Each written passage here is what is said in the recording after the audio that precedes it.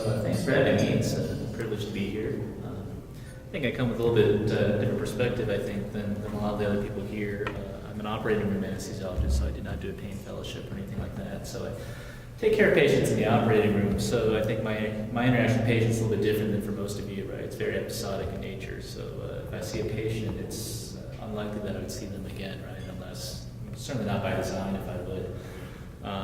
I haven't written a prescription, I think, for the better part of a decade. In fact, I don't know. I think I would know how. So, but otherwise, I think some perspectives I can bring. Obviously, the use of opioids and benzos is something that's sort of a central part of my practice. And then, really, at the end of the day, I always like to say that I'm really a part-time clinician, mostly a researcher these days. So I'm only operating 1 day a week. And so most of my research, as Kim had mentioned, is looking at sort of evaluating policies and treatments. All the treatments that we all do, those are sort of interest to me, and I like looking at sort of what's the longer term effects. Do we really succeed at getting people off of opioids? Did I hit something I wasn't supposed to hit?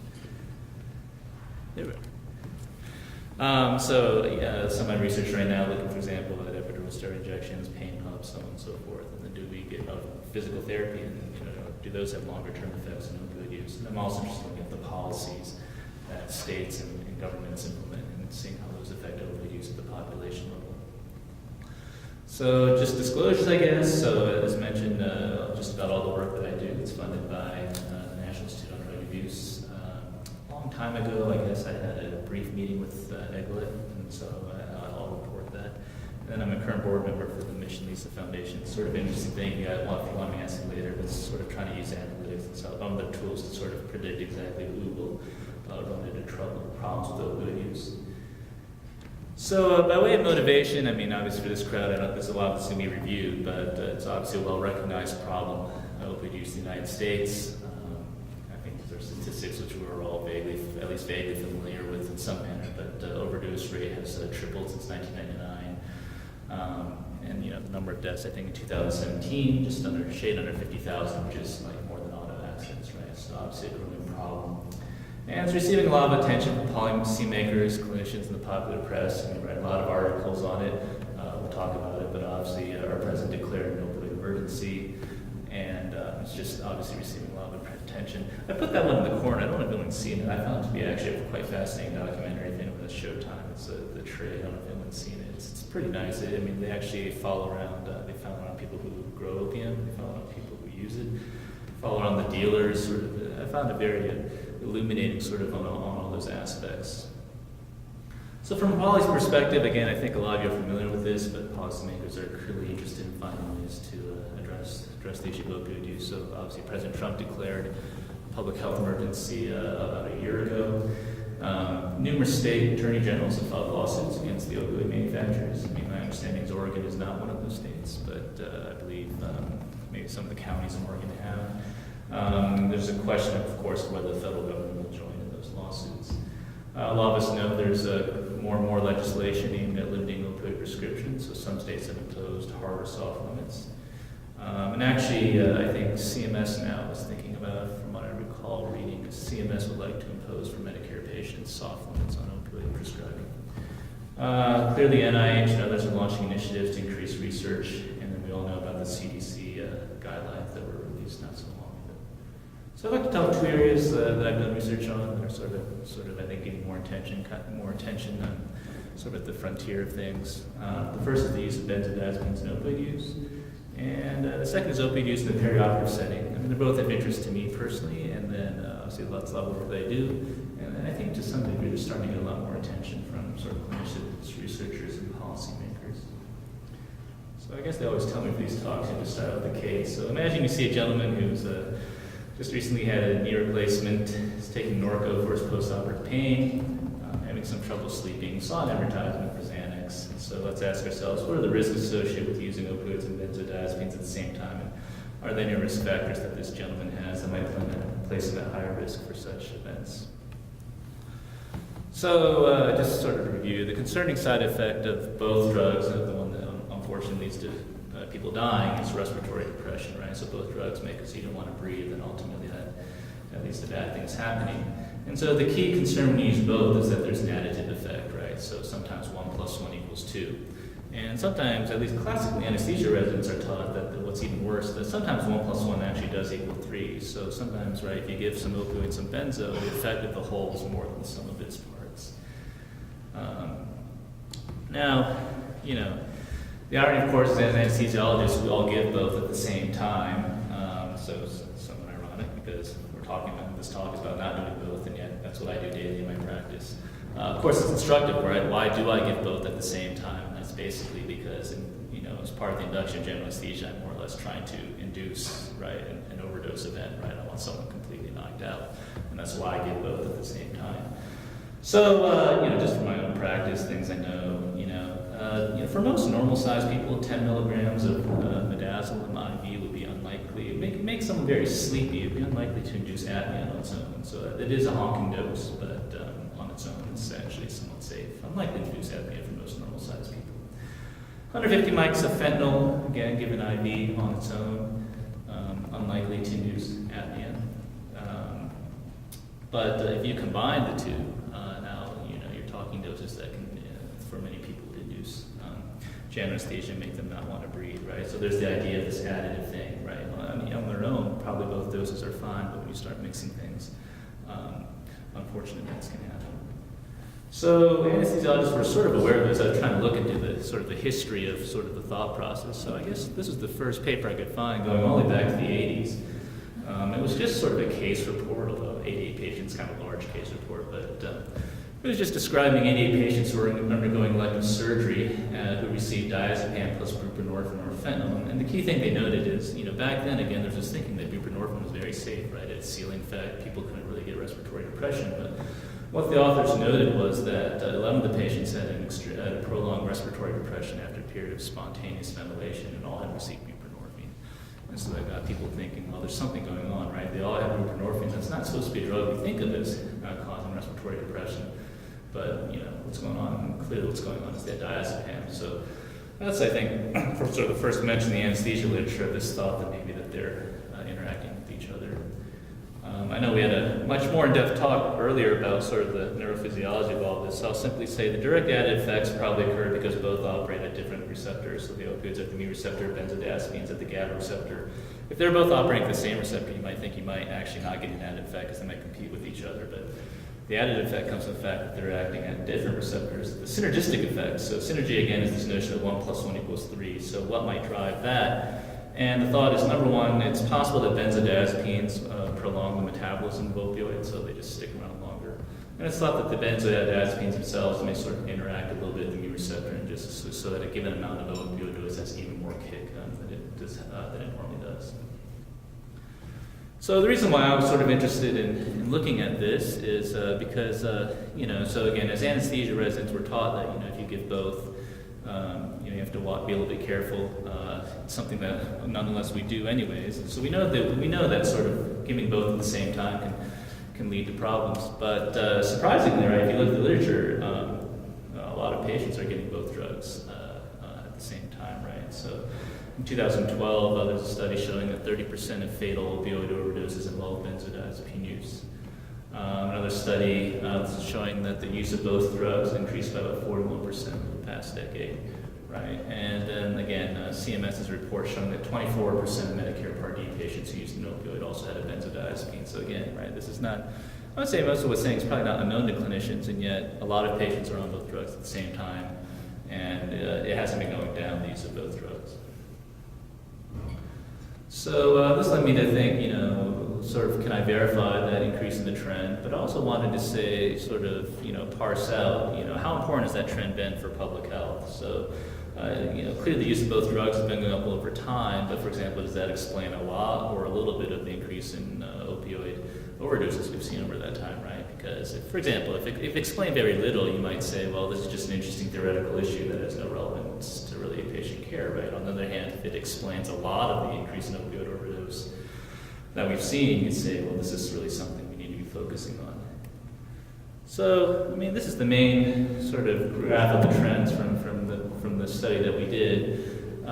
The green line below, but basically here it is. So this is the incidence or the prevalence. So this is the number of opioid users who are also using a benzodiazepine by year. And you can see it's gone up, so I mean the numbers are hard to see, but roughly it's doubled over this time frame. All right, so it's roughly I think from about 9 to 17%, something like that. So it's doubled over this time frame. The interesting thing is then we looked at the two groups separately, and so these people here are chronic opioid users. And so they're people who basically they're using opioid every day. So they have a prescription that, you know, the way I can measure it is that they have a prescription that covers more or less every day of the year. And so what you can see is that actually for them, it's actually been kind of constant. They're not the ones. The growth in the use of both drugs is not driven by these guys, because these guys are pretty much the same, albeit they're kind of high. The key is the ones down here. So these are the intermediate opioid users. So these are the people who kind of just get one prescription and that's it, right? So they're not sort of using opioid every day. And you know, you might think, well, maybe that's okay. The intermittent opiate users, it would be maybe it's safer for whatever reason for them to get both drugs at the same time. But that's not what we found. So this here is just showing the risk for an opioid overdose event associated with using opioids and benzodiazepines at the same time. And you can see that, you know, long story short, you know, the odds ratio 1 would suggest no risk. So both for across all opioid users, and when we look at each individual group, we see that, you know, that the use of both drugs at the same time is sharply associated with increased risk of an opioid overdose. So overall, what we found was that, so nearly doubled during this time period, the use of both drugs. So again, this despite the fact that, you know, it's, well, most clinicians know that it can be a dangerous mixture. Nonetheless, it's increasing over time. Benzodiazepine use was associated with basically doubled the risk for an ER visit or an inpatient admission for opioid overdose, so pretty strong effect. And at the population level, we kind of estimated, you know, the hypothetical world where you made it so that if the drugs were never prescribed together, you would have reduced the opioid overdose events by about 15%. So reasonably substantial effect at the population level. Well, this paper came out just recently. It's very similar to our paper, looking at the elderly patients insured by Medicare Part D. And they found very similar findings. In particular, I thought what was particularly interesting is they found that the risk, you know, when you're using both drugs at the same time, the risk increased the number of prescribers. So, I mean, they found that, you know, if it was just one physician writing both drugs, that was, you know, a higher risk, but nothing ridiculous. But sort of as you got more and more prescribers, that's when the risk started taking off. So, you know, maybe one thing we'll talk about, but that suggests to me that a lot of opioid policy is less about what we do as clinicians per se, than it is a lot about systems and policies in place, right? Because this suggests that the issue maybe is at some level lack of coordination among prescribers. So a lot of us just know this then, that now not so long ago the FDA has issued, right, its strongest warning, so black box warning, right? So in light of all this, the FDA has issued a black box warning against prescribing both at the same time. So, you know, in conclusion, you know, use of opioids and benzodiazepines has been up over time. It is associated with an increased risk of overdose events. So again, something we know theoretically, but it actually, like in actual reality, it seems to be associated with higher risk of overdose. It's particularly pronounced among the elderly, and also the paper I just talked about found that it was particularly pronounced within the first 90 days of use. In other words, most of the risk of an overdose event was the first 90 days after starting the use of those drugs. And as I mentioned, it now carries a black box warning. So I think practically things to do, I mean, obviously being an OR physician, I'm not really the one to talk to you about a taper, but you know if your registrations are using both drugs, because I think that to me was one of the just key things. You know, an increasing number of prescribers was associated with higher risk. That suggests to me that the issue is a lot of on coordination, right? So no, and we know that can be difficult, right? Medical records are quite fragmented in the U.S., so it can be sometimes difficult to know exactly what your patients are taking. You know, obviously, they use hopefully prescription drug monitoring program and so on will make that easier. And then also just to always assess the risk-benefit trade-off. I mean, I don't want to say the use of two drugs would never be appropriate. I mean, obviously both drugs on their own are prescribed for various indications, but definitely given the increase in risk, I think just to keep in mind that trade-off.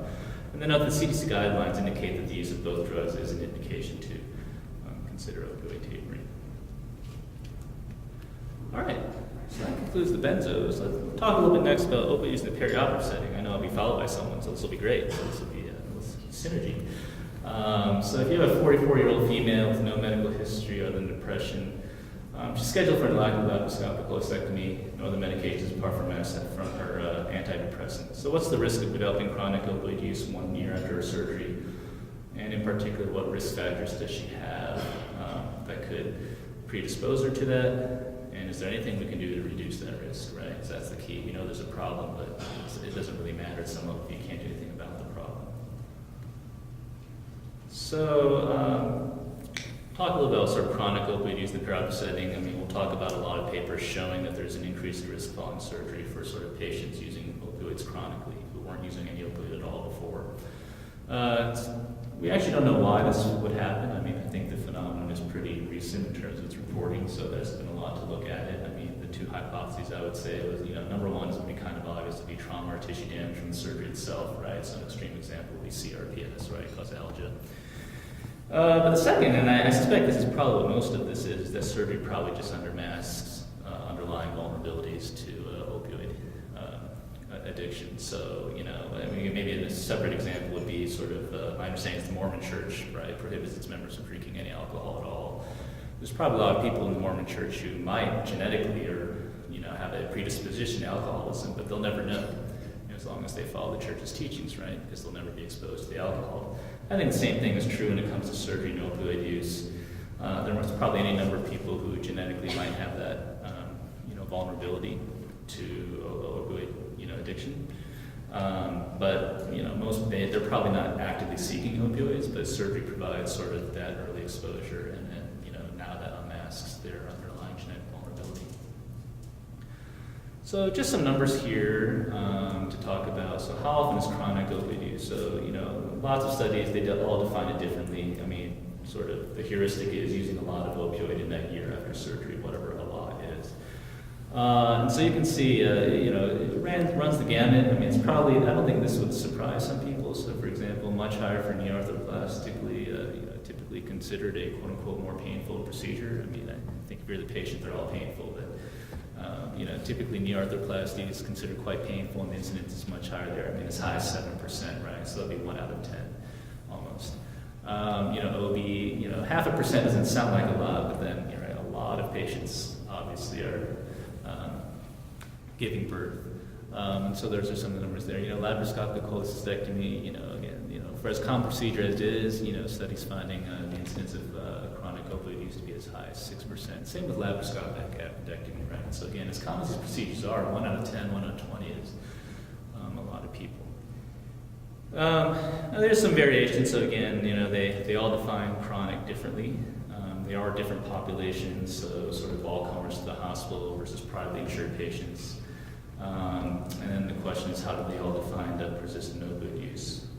Now, the one thing you have to do is when you look at this, you have to kind of in your mind say, well, is that really the surgery itself, or to what extent is the surgery elevating what kind of is the normal risk, right? So, I mean, just at any rate during the year, people transition to a disease, right? Like, I'm pretty confident in 2 years I'm going to be a diabetic. Just my fasting sugars just keep marching up by 5 every year. So, right, every given year, someone's becoming hypertensive, someone's becoming diabetic, and it's the same true is true with chronic pain, right? There's just a certain turnaround every year. Some people are going to become chronic opioid users.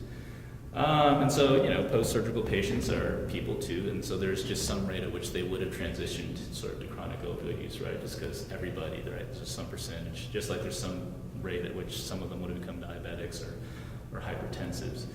So at least for our study and the other study by Chad Brumman, who's another anesthesiologist at the University of Michigan, so how can you kind of net out what sort of that baseline is, right? Because that's in order to say, it's not enough to know that 2% of patients after surgery, let's say, are going to be chronic opioid users. That's not so concerning if 2% of them would have become chronic opioid users kind of in that normal transition, right? So, the basic idea for the study design is basically we have our surgical patients here. We know when they get surgery, right, at time equals 0, and then we're just going to measure opioid use during that first year. And so basically what Chad and I both did is, you just find someone who looks like a surgical patient, sort of all the ways you can measure comorbidities, age, so on and so forth, right? And you're just going to give them a randomly assigned fake surgery date, right? You just say, well, on December 2nd you had surgery, quote unquote, right? And then you're going to follow their opioid use at the same time. And so that guy who you gave the fake surgery date, he sort of allows you to estimate to what extent quote unquote normal people are going to normally transition to chronic opioid use over time.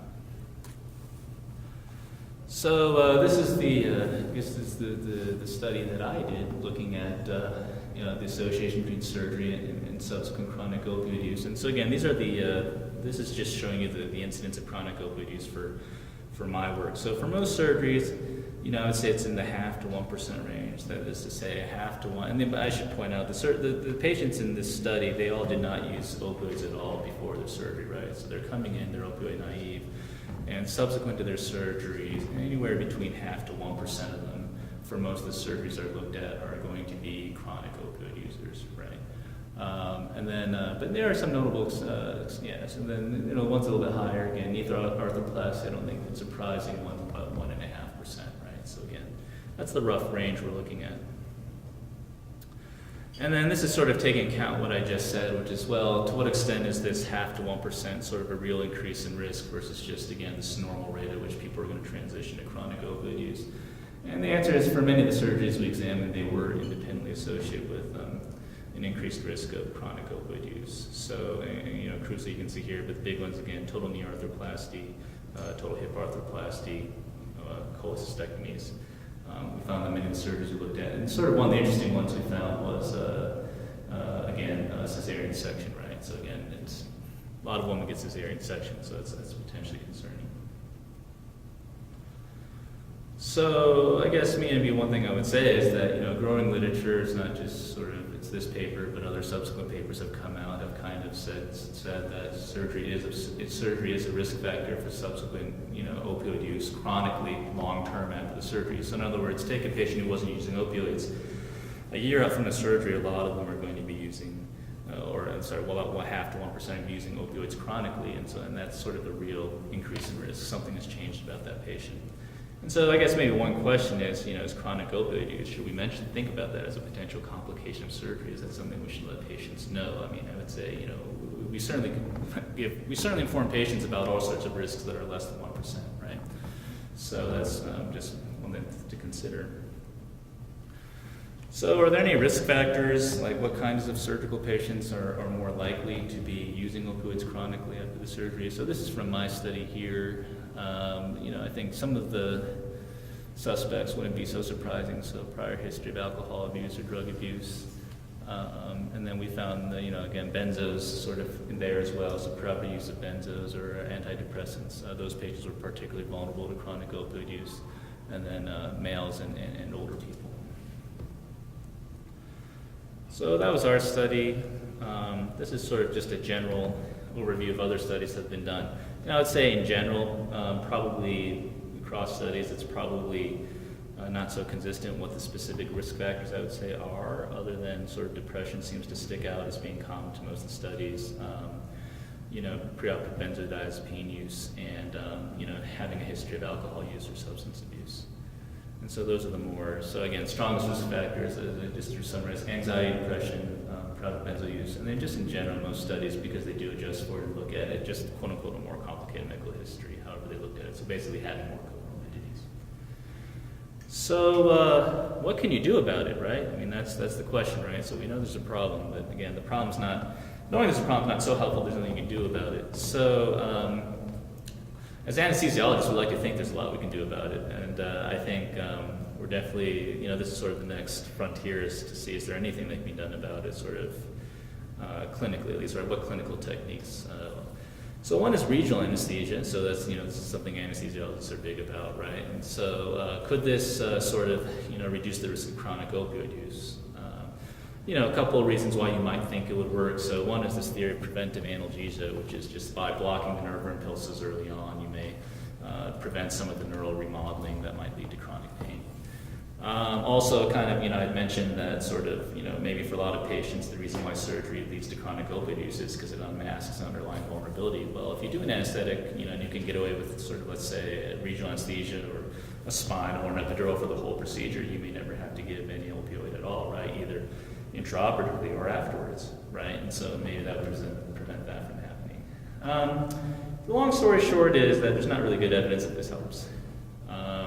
I think I should point out there's a nice review, so that's the 2014 paper that sort of shows that, generally speaking, almost all the sort of regional anesthetics or, epidurals, so on and so forth, they will reduce opioid use short term. That is to say, they'll reduce opioid use during the procedure. And most papers find that that these techniques reduce opioid use during the hospital stay. But no studies have really shown any longer term effect. And so this was our study looking at knee arthroplasty and shoulder arthroplasty, and basically what we found is that there was basically no difference. So the use of a block had no effect on your opioid use longer term. Some other things anesthesiologists think might help: intravenous local anesthetics. So the key thing here is that if you give a local anesthetic intravenously, it's obviously not doing anything for you numbing-wise, right? But there is a theory that it has a strong anti-inflammatory effect, and that this could help with opioid use longer term. And again, not many, but the papers that have looked at this, it's the same story with regional anesthesia, which is that it reduces short-term opioid requirements, again, during the case and during the stay. But one study found better scores of pain longer-term effects, so better pain scores at 3 and 6 months. But no studies have really looked at opioid use in longer term, again, in 6 months. No studies have really looked at it. So what are some other things? Ketamine, so that's sort of coming back in vogue, the use of ketamine. It is thought to be an adjunct, one that might be opioid sparing. Obviously, in some cases, I think chronic pain patients will get it. Tylenol, what about just good old-fashioned Tylenol and NSAIDs, right? So again, non-opioid approaches to treatment. Neurontin is another one right? So a lot of this, if you think about some levels, just taken from the chronic pain literature and saying, if we give this to patients during the procedure, is that going to help out? Short answer is not really any studies looking at sort of longer term effects after surgery. And part of that, I would say, a lot of it is sort of a data issue. So, if you think about it, it's very hard to get a study large enough, a clinical trial. A clinical trial would be great. It's very hard to sort of get a large enough clinical trial to sort of study these things. Retrospective data, the issue you have is that there's, EMR data is great for telling you what happened during the case, but you can't really see what happened once they went home. On the other hand, a lot of the data sets that I use, Medicare claims data and so on and so forth, you can see what they look like when they went home. You can see what they look like, the entire time before they went to surgery and how much drugs they weren't using or weren't using. But you don't know really what happened during the case. And so it's sort of a data issue. I mean, the ideal world would be to sort of find somebody to link those two data sets together, and I think there are ongoing efforts to do that. Alrighty. So in sum, what do we do? What do we know? So growing literature suggests that surgical patients are at an increased risk for chronic and persistent opioid use after their procedure. Just to reiterate, the common risk factors seems to be depression, prior substance abuse or alcohol abuse history, preoperative benzodiazepine use, and preoperative antidepressant use. The risks of really heavy opioid use are pretty low, though, 1% or less, although arguably 1% is, again, given the number of people getting these procedures, not that small number. And really the next step there is what can we do to reduce this risk? And I think from a clinical perspective, we don't really know sort of we don't really have evidence, I think, for that anything can be done to really mitigate that, at least right now. So, obviously most of you, some of you are surgeons, I know, but many of you aren't. So what can be done? I think, it's always helpful to know, it's shown as an anesthesiologist who takes care of patients. I appreciate it. People tell me that they're more concerned. So certainly inform the surgeon and anesthesiologist in advance if your patient's at higher risk. I mentioned some of the risk factors there. You could certainly, certainly evidence suggests that all the measures I talked about, even if there's no evidence that they help in the longer term, they certainly seem to reduce opioid use shorter term, so you could always counsel patients to at least ask about perioperative interventions that could reduce risks, so nerve blockades. And I would suggest, a lot of times, help from the community is actually very helpful, right? So if I'm planning to do an epidural on a patient, I usually only see them the day of the surgery, right? So I have like 5 to 10 minutes to discuss an epidural. And I think sometimes it's actually quite helpful if sort of someone is talking to the patient ahead of time, like to think about an epidural or to think it might be offered. So that would be helpful. So what else can be done about it? I've kind of hinted at this, but the truth is I think long-term opioid use after surgery is really a healthcare system issue because even if I wrote a paper that said epidurals are great and reduce the risk of long-term opioid use, but that's just that one, that's just that one intervention. sort of in that little sliver of a setting. I always like to say, as an anesthesiologist, I'm just such a small percentage of a patient's care interaction with the healthcare system, right? I mean, at some level, I'm not surprised that the things I do are not going to affect longer-term opioid use. And I think from, many of you know as well, right? I mean, most of you, your interaction with the patient is just, again, a sliver of their interaction with the healthcare system in some, right? And so, again, you may be doing the right things too, but how much opioid they use they're doing is going to depend on their interactions with everyone else as well, right? So I think the reality is that long-term opioid use is probably a healthcare system issue. So there's some thought that sort of, and perhaps Dr. Parsons will talk more, but some thought that pathways and sort of more attempts to organize and coordinate care are going to be helpful to reducing this, because really everyone involved in that care of that patient, the surgeon, the anesthesiologist, the people who will take care of the patient, primary care provider after they go home and are sort of beyond sort of the surgeon's follow-up. All those people need to be involved if sort of we're going to reduce the patient's opioid use. And so that's it. Those are the resources that I used. And I'd love to hear any questions you have and thoughts you have.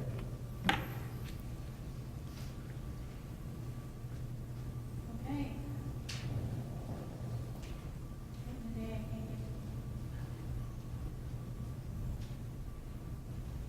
I think it's ready now. Okay, any questions or comments for Dr. Sun?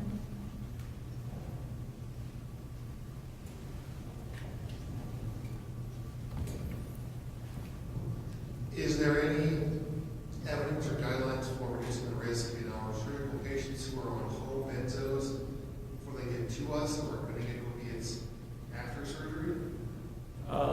So are you asking like any evidence that tapering the benzos would help or anything like that? Yeah, or chronic? Yeah, not much.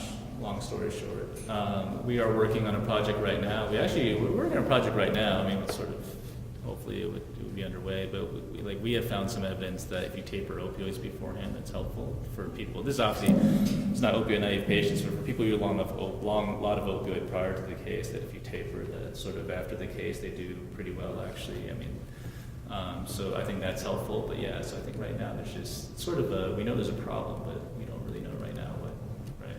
But I said when we don't know, it's not that studies are necessarily, there's no evidence as opposed to there's evidence, right? Negative evidence, there's just no evidence.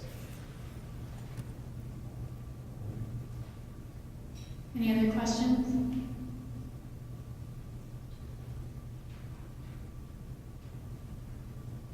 Okay. We're running ahead of schedule, so thank you, Dr. Smith. We're about actually an hour ahead of schedule. So let's go ahead and take about a 15-minute break, and that looks like we can wrap up a little earlier than anticipated today. So just take